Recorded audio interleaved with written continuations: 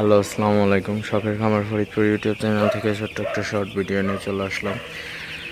তো আজকে হচ্ছে আমার ব্রয়লার মুরগির বয়স 6 দিন চলতেছে। তো 6 দিন বয়সে ব্রয়লার বাচ্চাকে প্রথম ডোজ রানীক্ষেতের ভ্যাকসিন করলাম।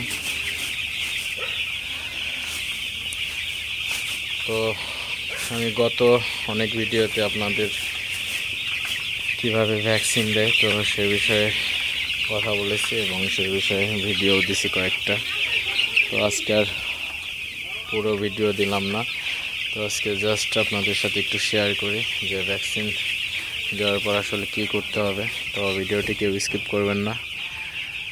তো ভিডিওটি শেষ পর্যন্ত দেখবেন আর অবশ্যই চ্যানেলটি সাবস্ক্রাইব করবেন, লাইক করবেন, কমেন্ট করবেন, শেয়ার করে দিবেন।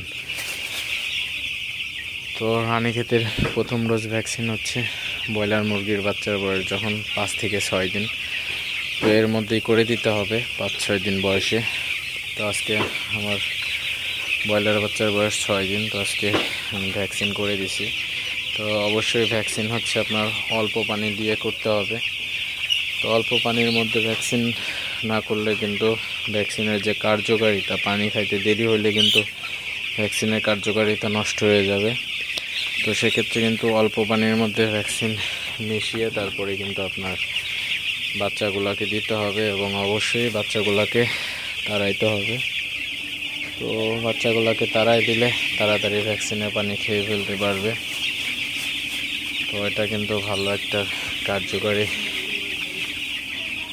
সিস্টেম। তো অবশ্যই ভ্যাকসিন দেওয়ার পর বাচ্চাগুলোকে সবসময় তাড়াইতে থাকবেন যাতে বাচ্চাগুলা পানি খাইতে পারে।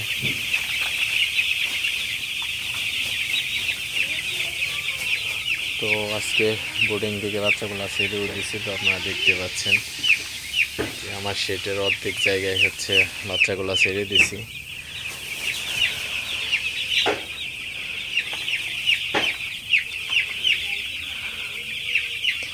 তো এখন ওয়েদার যেহেতু ঠান্ডা, তো ঠান্ডা ওয়েদারে ভালোভাবে আপনার লাইটিং ব্যবস্থা করতে হবে এবং ঘরটা আটকে দিতে হবে সাইড পর্দা। আমি কিন্তু সাইড পর্দা দেখতে পাচ্ছেন আটকে দিছি। তো এবং লাইটের ব্যবস্থা, লাইট একটু পরেই লাইটগুলো লাগাই দিব সবগুলা। তো এখন অল্প কিছু লাইট দিছি, একটু পরে লাইটিং ব্যবস্থা সব কমপ্লিট করে দেব।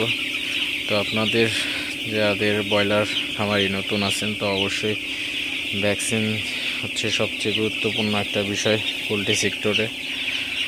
তো অবশ্যই নিয়মিত আপনারা ভ্যাকসিন করবেন।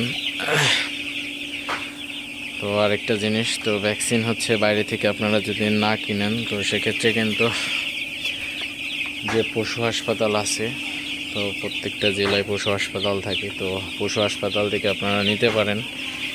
তো 100 ডোজের ভ্যাকসিন পাওয়া যায়। তো 100 ডোজের ভ্যাকসিন আপনাদের 30 টাকা দাম পড়ে। তো আপনাদের কোয়ান্টিটি বুঝে আপনারা ভ্যাকসিন নিতে পারেন। তো বাইরে থেকে কিনলে ওই সেম ভ্যাকসিন 120 থেকে 140 টাকা লেগে যায়।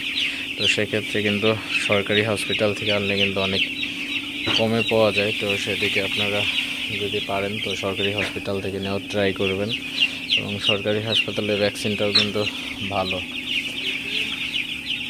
তো আপনাদের ভ্যাকসিন সম্পর্কে আলোচনা করা হলো। তো ভিডিওটি আর বেশি বড় করব না। তো দেখা হবে অন্য কোনো নতুন ভিডিওতে। ততক্ষণ সবাই ভালো থাকবেন আর চ্যানেলটি অবশ্যই সাবস্ক্রাইব করে দেবেন। আল্লাহ হাফিজ।